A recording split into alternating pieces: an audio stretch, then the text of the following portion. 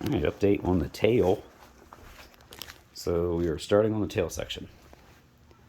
So the brackets I did to hold the bulkhead in place double. See that bracket? There goes one.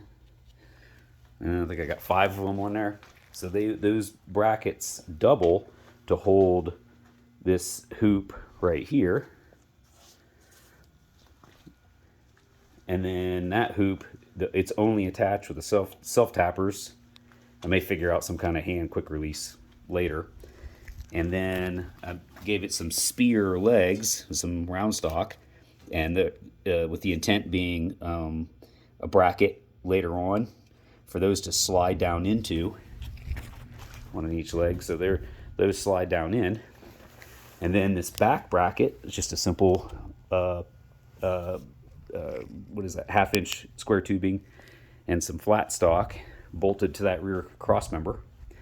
So I did those 2 pieces first. Once I got, where I wanted them and the point back here as far back and up as I thought it needed to be based on the photos of the inspiration car, my drawings and all that. Also, when I was doing the drawings, I thought that I needed the engine to be down with the tank up like that to fit underneath the cowl, this tail section, boat tail, but I don't know what I was thinking because there's clearly enough room. That could have come up more. But I was thinking there was going to be interference and airflow issues, this, that, and the other. And I wanted the back of the car to have this piece down like that to imitate the inspiration car's rear suspension. Not needed. It wasn't needed. I could have got away with that. I could have made that round part right there without doing that drop down, and the standoff would have been such that it still would have looked like the inspiration car. The inspiration car, this part was way down low from the tail. The tail sat up much higher than that. So I wanted that standoff. Not really needed. But anyway, so doing the tail section, I got the rear bracket, the front bracket. I did those first.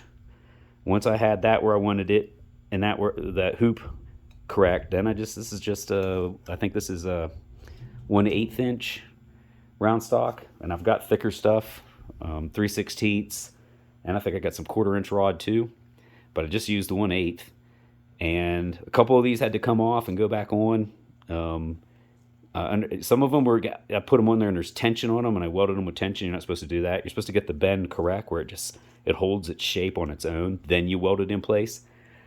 And because I didn't think about like that, I was in a hurry, and I didn't think about having the bend correct and then welding it without doing under tension.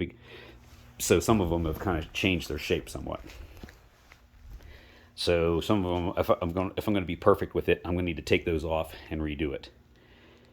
But I got another problem right now too, and that is my brake bracket location. So initially put the brake right there because it was convenient to put it in the corner of this frame rail and that, so I could have this bracket right here, this 3/16 flat stock. So that's 3/16 thick, 1 inch bar going up, holding it, and then that's 3/16 thick, 1 inch bar coming off that bracket, or coming off that cross member. Very, very sturdy brake mount, but I can't hide it underneath the tail section, so I'm not symmetrical. So I'm going to cover this and see what it looks like covered, but I'm afraid if it doesn't look right, I'm going to have to cut that brake free and redo the mounts and move it inboard several inches, maybe about 6 inches, right to about right there, right in front of the pull string. It'll be clear. It should be clear. It'll be clear.